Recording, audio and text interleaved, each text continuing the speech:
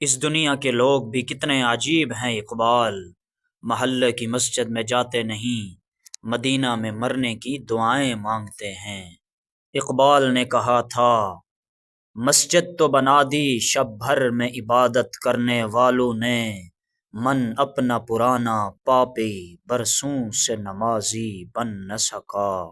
24 گھنٹوں میں سے 1 گھنٹہ تو ہم دن میں نماز کے لیے نکال نہیں سکتے، پر مرتے ہی فوراً بغیر حساب کتاب کے جنت کے داخلے کی آرزو رکھتے ہیں۔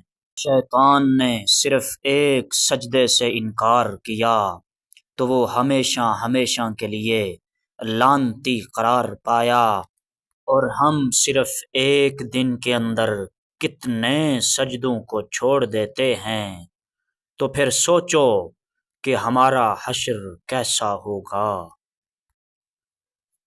چیزیں اپنے کمائے ہوئے پیسوں سے خریدیں، سارے شوق خود بخود ہی ختم ہو جائیں گے، کیونکہ اب تو آپ صرف یہ جانتے ہیں کہ پیسہ اڑایا کیسے جاتا ہے، تب آپ یہ بھی جان لیں گے کہ پیسہ کمایا کیسے جاتا ہے۔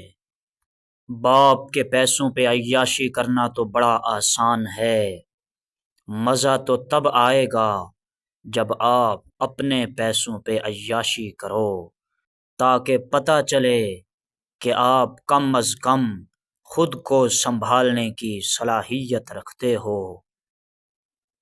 دنیا وہ کتاب ہے جو کبھی نہیں پڑھی جا سکتی، اور زمانہ وہ استاد ہے جو سب کچھ سکھا دیتا ہے۔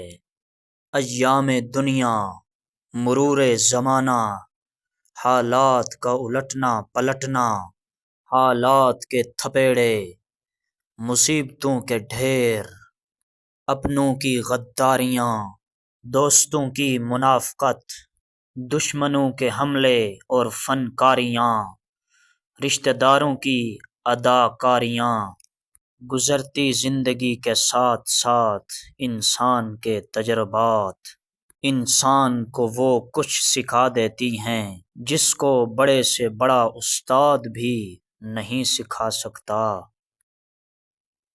غرور کس چیز پر دنیا کے سارے راستے قبرستان کی طرف جاتے ہیں۔ اے انسان، اتنا غرور مت کر اس دنیا میں، کیونکہ جب آئیں گی قبریں تو لگ جائیں گی خبریں۔ اتنا اکڑ کے مت چل خدا کی زمیں پر اے انسان، تو ایک گندے نطفے سے بنا ہے جس کے وجود سے نکلنے کے بعد انسان ناپاک ہو جاتا ہے۔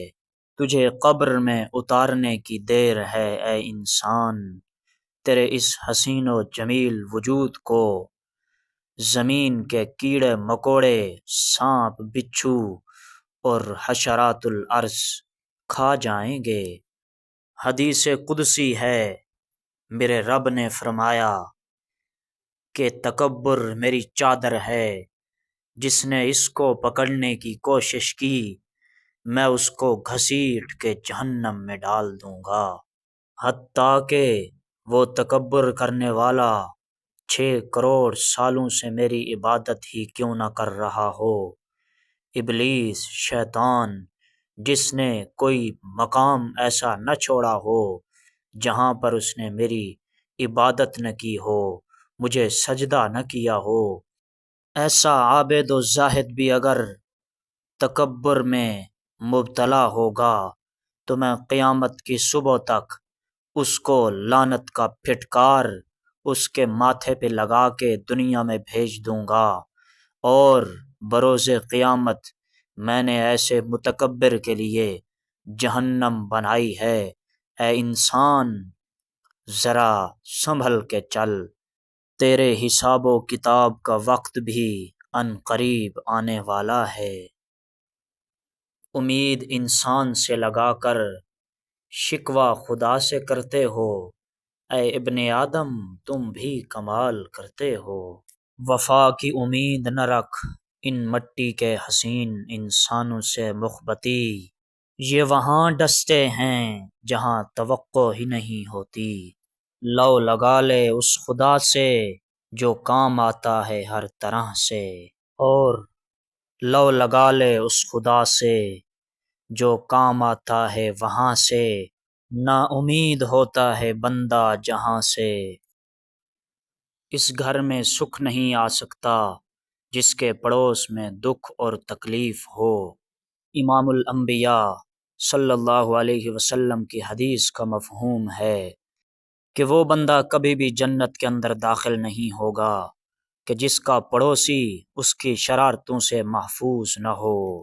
ایک اور حدیث کا مفہوم ہے، فرمایا کہ جب تم سالن بنانے لگو گھر کے اندر تو شوربہ تھوڑا زیادہ بنا لیا کرو تاکہ تمہارے پڑوسی کو بھی فائدہ ہو جائے۔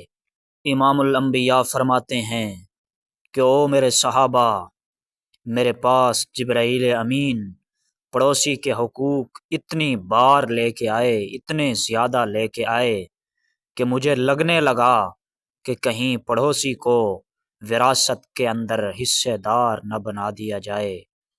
یہ ہے اسلام، اور اسلام میں پڑوسیوں کے حقوق۔